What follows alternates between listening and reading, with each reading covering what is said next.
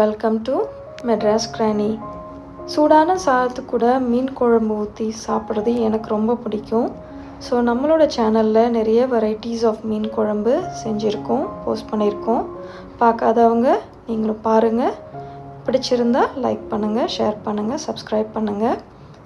இப்போது இன்றைக்கி சூடான சாதத்து கூட நான் புள்ளிக்குடவா மீன் குழம்பு தான் செஞ்சேன்.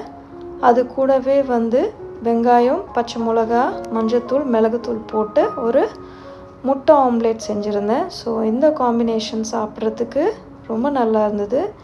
இந்த ரெசிபி எப்படி செய்யலாம் அப்படின்னு சொல்லிட்டு பார்க்கலாம் வாங்க. இதுக்கு ஒரு பெரிய நெல்லிக்காய் அளவு புளியை நல்லா கழுவிட்டு அதை தண்ணியில் சேர்த்துருங்க. இந்த மாதிரி நல்லா உடச்சி விட்டுருங்க அந்த புளியை. ஸோ அப்போ நல்லா மிக்ஸ் ஆகிடும், ஈஸியாக இருக்கும் ஊறுறதுக்கு. தாளிக்கிறதுக்கு கடுகு, வெந்தயம், ஜீரகம், காஞ்ச மிளகா, மசாலா தூள் மிளகாய்த்தூள், காஷ்மீரி மிளகாய்த்தூள், கொத்தமல்லி தூள், கொஞ்சமாக மஞ்சள் தூள், அவ்வளோதாங்க. இந்த மசாலா வச்சு தான் நம்ம இந்த மீன் குழம்பு செய்ய போகிறோம். இது கூட வெங்காயம், தக்காளி, பச்சை மிளகா, பூண்டு, கருவேப்பிலை இது எல்லாத்தையுமே சேர்த்துக்கலாம். புளி ஏற்கனவே ஊற வச்சு இதுதான் அந்த புள்ளிக்குடுவா மீன் அப்படின்னு சொல்கிறாங்க. ஸோ இது நான் ஃபர்ஸ்ட் டைம் தான் நான் ட்ரை பண்ணுறேன். மீன் குழம்பு ரொம்ப நல்லா இருந்தது. இப்போ ஃபர்ஸ்ட்டு ஒரு கடாயில் கொஞ்சமாக ஒரு 1.5 டேபிள் ஸ்பூன் அளவு எண்ணெய் விட்டுருங்க. எண்ணெய் சூடானதுக்கு அப்புறமேல் கொஞ்சமாக கடுகு சேர்த்துக்கோங்க. அதுக்கப்புறமேல் வெந்தயம், காஞ்ச மிளகா, ஜீரகம், நம்ம எல்லாத்தையுமே வச்சுருக்கிறது எல்லாத்தையுமே தாளிச்சிருங்க. இதெல்லாம் நல்லா பொரியட்டும். இது பொரிஞ்சதுக்கு அப்புறமேல் நம்ம ஏற்கனவே ஒரு பெரிய வெங்காயத்தை நான் நறுக்கி ரெடி பண்ணி வச்சுருக்கேன். அந்த வெங்காயத்தையும் இது கூட சேர்த்துக்கோங்க. சேர்த்துட்டு கொஞ்சம் உப்பு போட்டு நல்லா வதக்கி விட்டிங்கன்னா நல்லா வதங்கிடும், ஈஸியாக இருக்கும். சீக்கிரமாக வெங்காயம் வதங்க ஆரம்பிச்சிடும். இந்த ட்ரிக் நான் எல்லாத்துலேயுமே நான் யூஸ் பண்ணுவேன். ஸோ இந்த மாதிரி வெங்காயம் சீக்கிரம் வதங்கிறதுக்கு கொஞ்சம் உப்பு போட்டு வதக்கி விடுவேன்.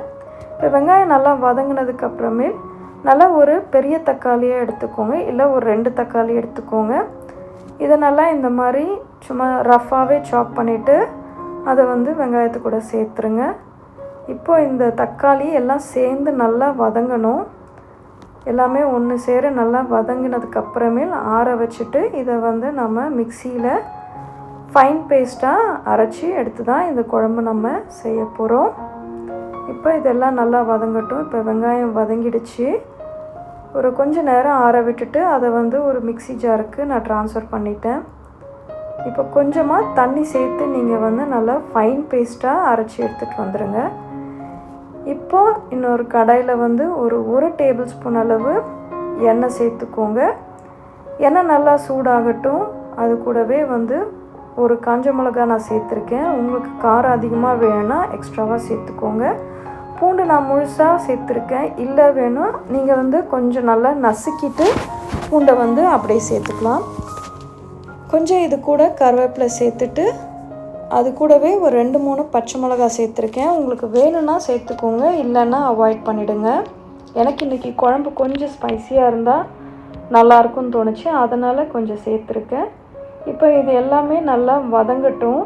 இதெல்லாம் வதங்கினதுக்கப்புறமேல் நம்ம ஏற்கனவே அரைச்சி வச்சுருக்கிற அந்த மசாலா எல்லாத்தையுமே இது கூட ஊற்றி விட்டுறலாம். இப்போ நம்ம அரைச்சிட்டு வந்தது ரெடி ஆகிடுச்சு. இப்போ எல்லாத்தையுமே இது கூட ஊற்றி நல்லா மூடி போட்டு ஒரு 2-3 நிமிஷம் நல்லா வதக்கி விடுங்க.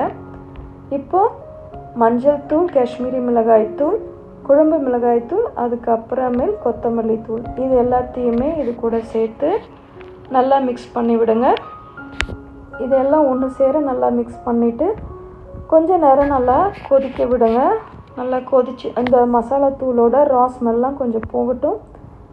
அதுக்கப்புறமேல் நம்ம புளி தண்ணி சேர்த்து நல்லா கொதிக்க விடலாம். இப்போ கொஞ்சம் நேரம் மூடி போட்டுட்டு நீங்கள் குக் பண்ணுங்கள்.